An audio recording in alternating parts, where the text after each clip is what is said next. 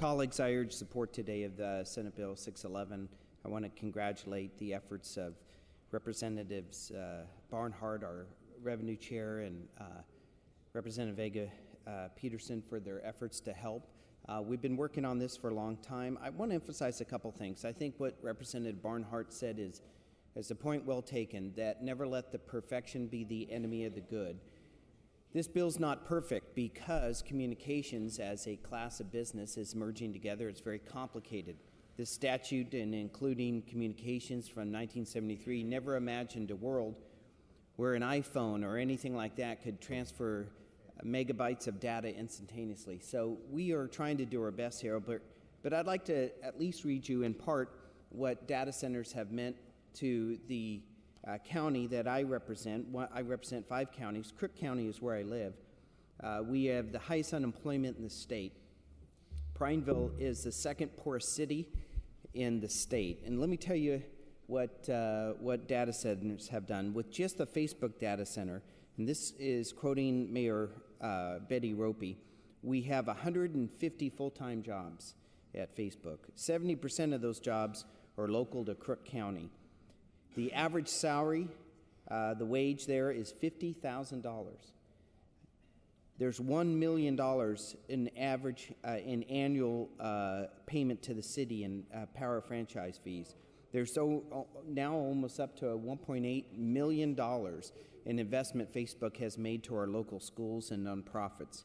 There's a $110,000 annual community fee, $60,000 for local transportation improvements.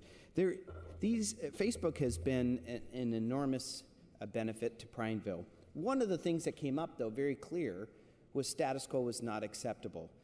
If data centers weren't included, if they were included, as communication companies, Facebook would be forced to leave Prineville.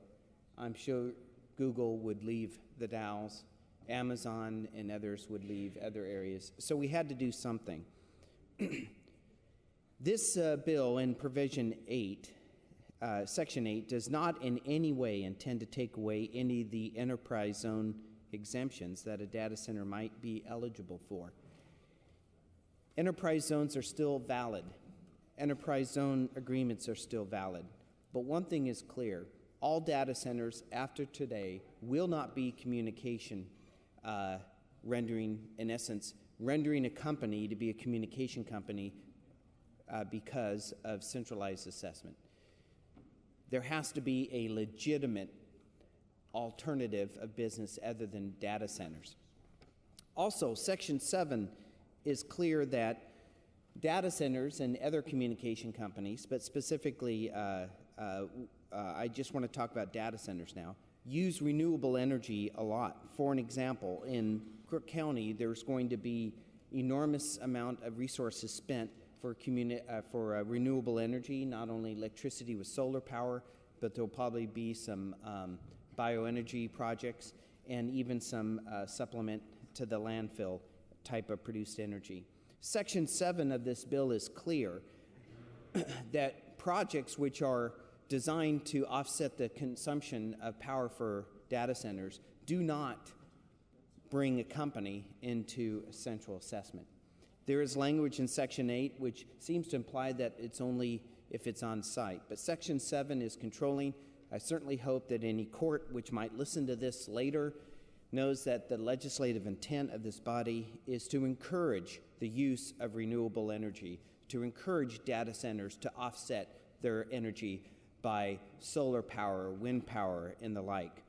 That alone does not convert them into a communication company for purposes of central assessment. I want to commend Senator Cass and the work that the Senate did in bringing about this bill.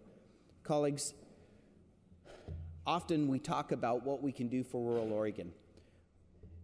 This is one thing we can do, and I appreciate your support today in that regard. Thank you, Madam Speaker.